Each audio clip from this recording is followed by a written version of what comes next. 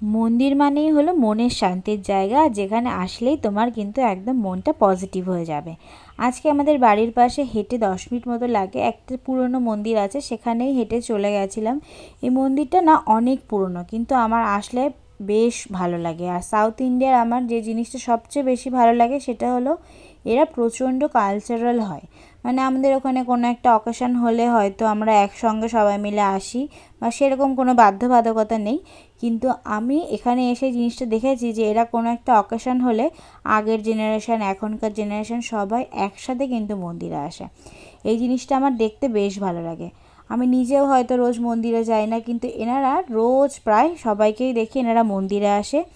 এখানে এটা বিষ্ণু মন্দির, এখানে সন্ধ্যা আরতি দেখলাম আজকে। আর প্রসাদ হিসাবে এখানে দিয়েছিল সিদ্ধ কলাইয়ের ডাল। আর এরা হয়তো কিছু একটা রিচুয়ালস পালন করছিল, সমস্ত মহিলারা একসাথে পুজো করছিল।